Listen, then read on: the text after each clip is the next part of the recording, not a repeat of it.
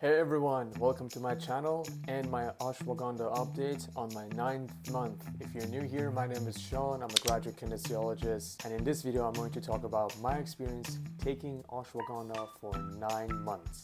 Now, I previously made a video about taking Ashwagandha for 6 months, got a lot of attention, and I decided to provide an update. I am on month 9. And currently it's been 10 days that I am off of Ashwagandha as I am cycling, and if you are wondering what that is, you can refer to my previous video which I explained how I'm taking Ashwagandha. Essentially, I take it for 7 to 8 weeks and then I give my body a break because it's a cortisol suppressor and it lowers your cortisol levels. You don't want your body to be used to having very suppressed cortisol levels. So what has happened since then?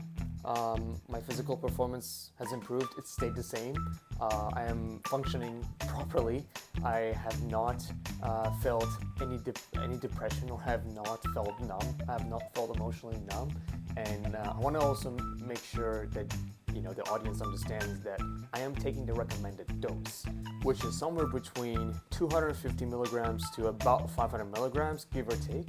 And I did notice in the comments of the previous video that I made that there were a few individuals who reported not having a very good experience, and I did interact with them and I asked them what their dosage was, and it was way above the recommended dose. So of course, not with Ashwagandha, with any Ayurvedic or even normal supplements, if you overdose, if you take more than the recommended dose, you could potentially have side effects.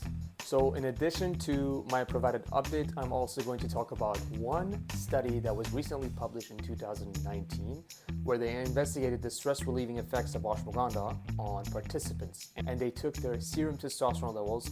So this study looked into the effect of Ashwagandha with 60 participants in 8 weeks, and what they basically did is they had two groups, a placebo group and another group that was having Ashwagandha, and the groups that did have Ashwagandha were exposed to different Ashwagandha doses as well.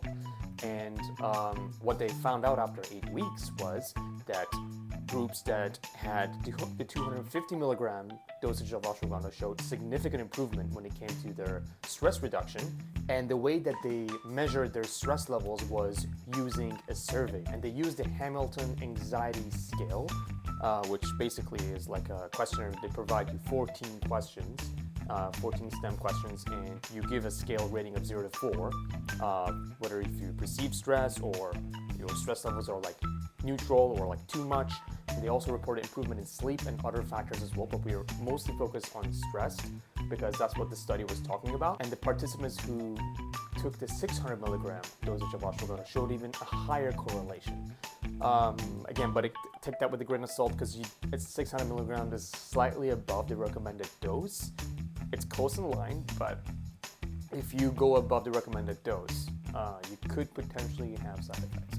This is one of the many studies out there that talks about the potential benefits that Ashwagandha can have for you, and I would totally recommend it as a supplement, but I have to say that this video is my personal experience, and anyone can react differently to adaptogens. So keep that in mind, and if this video interests you, make sure to like and subscribe, and until the next video, I'll see you guys.